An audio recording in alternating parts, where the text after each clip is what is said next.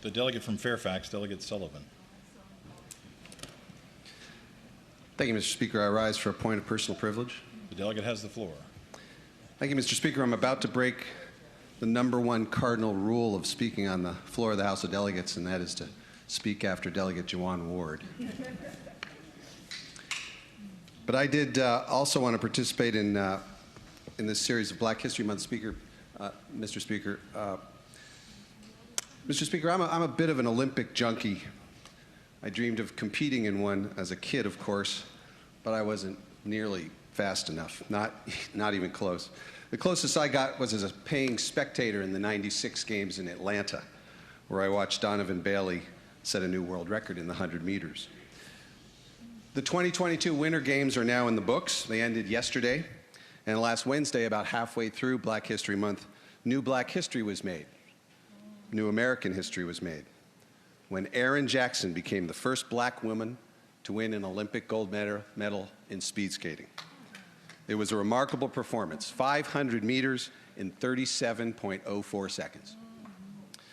You know, Mr. Speaker, that line of first gold medals for black athletes at the Olympics stretches all the way back to 1908, when John Baxter Taylor, Jr. became the first black athlete to win an Olympic gold medal in those 1908 Summer Games in London. He ran the third leg of the 1,600-meter relay for the American team. Mr. Speaker, on the big stage of the Olympics, these firsts get a lot of attention. And in other arenas like politics and the law and the arts, the first black person to accomplish one thing or another shines a bright, joyful light on the occasion. But it also causes us, Mr. Speaker, to ask ourselves, what took so long? Any thoughtful person, and surely, by the way, any inquisitive school kid, will want to know. We surely don't want to just feed our students facts so they can memorize them. We had that debate, actually, when we were talking about changing our SOL program. We want and we need our students to think critically, to become critical thinkers, to problem solve, to question. Why did it take so long for Sidney Poitier to become the first black man to win an Oscar?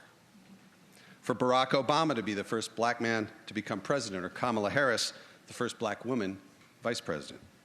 Why did it take so long for Jackie Robinson to be the first black man to play Major League Baseball? Why did it take so long for Thurgood Marshall to become our first black Supreme Court justice? And why are we only now finally on the cusp of having our first black woman named to the Supreme Court? Just this last week, Mr. Speaker, there were 3 firsts we talked about in this chamber. Delegate Avoli introduced us to Weldon Edwards, the first black athlete at the University of Richmond. By the way, Delegate Avoli, he just smoked me too on the track. Delegate Taylor introduced us to Chief Tina Watkins, the first black woman to be the fire chief in Petersburg. And Delegate Guzman taught us about St. Martin, the first black saint from Peru. What took so long for them to be firsts? Each time we celebrate, Mr. Speaker, such an occasion, each time we celebrate it, we also come face to face with the uncomfortable question of why. It's important, Mr. Speaker, to ask why. We're all eager for the day, Mr. Speaker, when the list is complete, when there are no more first black man or woman to do this or that. No more of those stories, because they will all have been done. That day will come. But it has been, unfortunately, and will continue to be, a long, hard struggle. And each of these high-profile firsts become very public markers of both our progress and our failures. And, Mr. Speaker, it's important to point out that these very public, high-impact firsts tell really only a part of the story. I dare say a very small part of the story, because for every one of these heralded firsts, we all read about them and watch them on TV, there are innumerable other firsts that no one ever really notices. They happen as black people go about their everyday lives. But these firsts that are equally important to getting us to the day when there are no more firsts. I think, for instance, Mr. Speaker, of a black woman from my jurisdiction, Arlington, whom I suspect no one here has ever heard of, but who was also a first. She didn't become famous for it. She was just living her life and pursuing her dreams.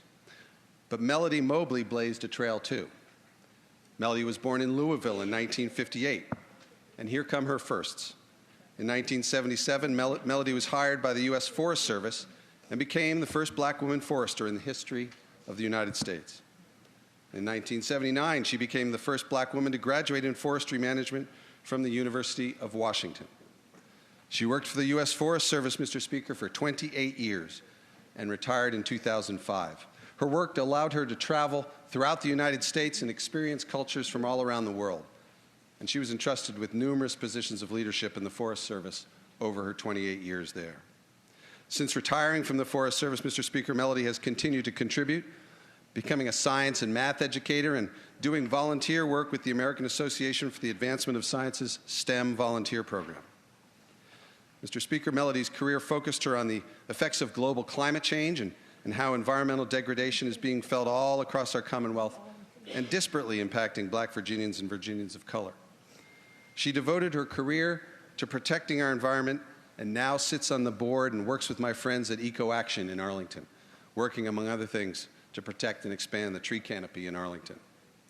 So, Mr. Speaker and ladies and gentlemen of the House, with the Olympic Games over and the world celebrating yet another high-profile first on the ice, let's also remember the unheralded firsts, the inspiring firsts that everyday black Americans like Melody Mobley are achieving as we continue to shorten that list of things that still need a first. Thank you, Mr. Speaker.